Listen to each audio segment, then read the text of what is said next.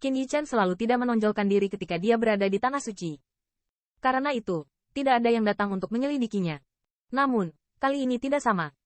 Dia menyebabkan fenomena alam ketika dia menaiki tangga, dan terpilih ke dalam Holy Heaven Mansion. Dalam waktu singkat, dia menjadi sosok yang sangat kuat dan sombong di wilayah Tanah Suci. Setelah menelusuri langkah demi langkah, tanpa banyak usaha, kami menemukan dinasti Naga Langit. Itulah mengapa ada begitu banyak pembangkit tenaga listrik yang mengalir ke dinasti Naga Langit. Di dinasti Naga Langit, pembangkit tenaga listrik Tanah Suci ini seperti melihat langit dan bumi baru. Sebab, mereka menemukan senyawa dan dijual di setiap toko di sini.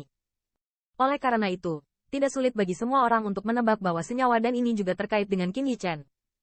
Selain itu, tampaknya Tanah Suci Taihao juga mengeluarkan senyawa dan karena mengandung Qin Yichen.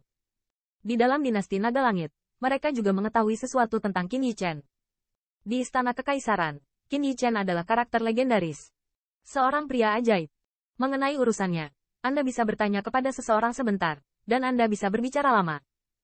Sekarang Qin Yichen telah dipilih untuk Tanah Suci. Pembangkit tenaga listrik Tanah Suci ini tentu saja tidak berani menyinggung kamar dagang Feilo sesuka hati. Secara khusus, mereka menjadi lebih berhati-hati setelah mengetahui keberadaan klan angin. Belum lagi Qin Yichen. Angin 1000 salju. Itu adalah Martial Spirit of Phoenix. Selain itu juga diambil oleh pembangkit tenaga api laut 9 hari. Siapa yang akan menyinggung keluarga seperti itu tanpa membuka mata? Akhirnya, selama masuknya pembangkit tenaga listrik Tanah Suci, sekelompok penjaga bersenjata lengkap dan seperti tentara juga datang ke dinasti Naga Langit. Ketika saya melihat kelompok sersan elit ini, bahkan di banyak pusat kekuatan Tanah Suci, setiap orang terlihat ketakutan. Karena baju besi yang dikenakan oleh para sersan ini adalah baju besi set. Martial City. Kota bela diri. Itu adalah kekuatan yang dimiliki langsung oleh penguasa Istana Surgawi. Di antara wilayah Tanah Suci Besar, Kota Set, Martial juga memeriksa dan menyeimbangkan keberadaan setiap Tanah Suci Besar. Anehnya, begitu sersan Set, Martial City tiba di dinasti Naga Langit, dia langsung pergi ke kamar dagang. Bukankah Set, Martial City tidak terlibat dalam kekuasaan? Untuk apa orang-orang di Set, Martial City datang ke sini? Saya khawatir itu tidak dapat dipisahkan dari Qin Yichen. Melihat tindakan sersan Set, Martial City, banyak pembangkit tenaga listrik Tanah Suci yang diam-diam curiga. Qin Yichen adalah satu-satunya pembangkit tenaga listrik yang dapat merayu Set Martial City. Benar saja, itu hanya beberapa hari. Para senior kamar dagang Feilei dan kerabat Qin Yichen secara langsung dilindungi oleh banyak sersan Set Martial City, dan di mata iri yang tak terhitung jumlahnya dari Istana Kekaisaran Raja Naga Langit. Dalam sekejap mata, berbulan-bulan berlalu. Di kota Santian, sensasi yang disebabkan oleh roh bela diri naga sejati akhirnya mereda perlahan dalam kecurigaan. Selama bulan-bulan ini, Qin Yichen juga dengan jujur tinggal di Sengtianfu, dan keluarganya juga dibawa ke kota Sengtian dan ditempatkan di rumah lain di mana Tanah Suci Taihao berada. Ketika dia mendengar berita itu, Qin Yichen hampir tidak bisa menahan diri untuk tidak bertemu dengan orang yang dicintai dan saudara laki-lakinya yang baik. Namun, karena dia khawatir tentang sesuatu yang tidak terduga, dia tetap menahan emosi ini dengan paksa. Setelah beberapa bulan berkultivasi, Qin Yichen akhirnya menyisihkan juga beberapa waktu lalu. Karena kerugian dari paksa menekan kembali kerana memberikan stabilitas kultivasi. Menerobos kerana tahap awal, merasakan asal sebenarnya dari bagian dalam tubuh, mulut Qin Yichen tidak bisa menahan senyum. Di bagian atas tangga, balok tidak hanya meningkatkan wilayahnya, tetapi bahkan tubuh yang berdaging mendapat promosi tempering yang langka.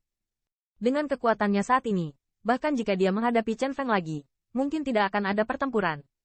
Kekuatan. Saatnya melihat Ling Ling dan Xiao Linger. Setelah menstabilkan alam, Qin Yichen mau tidak mau memikirkan Lu Lingning, yang telah lama berpisah. Di tahun-tahun lain ini, saya tidak tahu apakah yang terakhir berjalan dengan baik. Sekarang keluarganya juga telah diterima di kota Santian.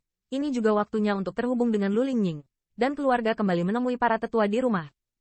Moko, Qin Yichen melangkah keluar dari halaman kecilnya sendiri dan berbisik.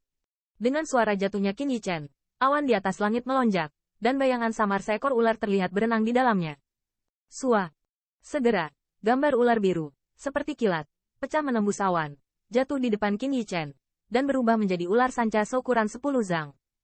Sang penyelenggara, piton ini berbaring di tanah dan benar-benar mengucapkan kata-kata manusia, dan berteriak. Bawa aku ke Vast Glacial Palace. Qin Yichen mengangguk, melompat dan berdiri di atas piton ini. Piton ini dikirim oleh Penatua Jian Yumen beberapa hari yang lalu. Dikatakan bahwa itu adalah keturunan dari Flood Dragon dan memiliki jejak dari Bloodline.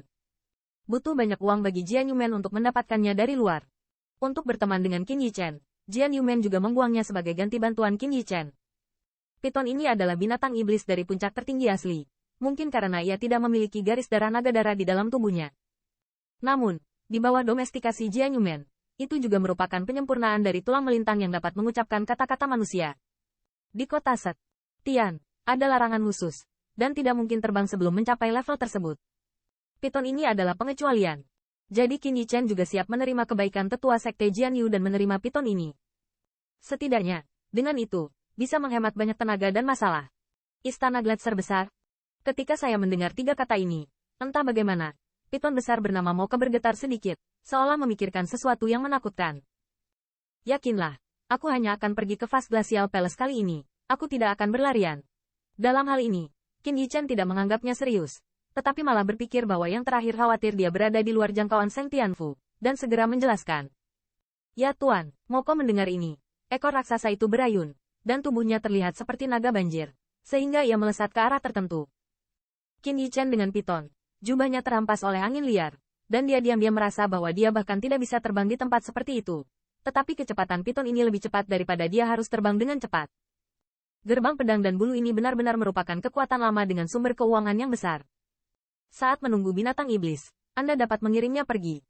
Tampaknya di masa depan, jika ada kesempatan, Anda harus pergi ke gerbang pedang dan bulu untuk mengunjungi 1 atau 2.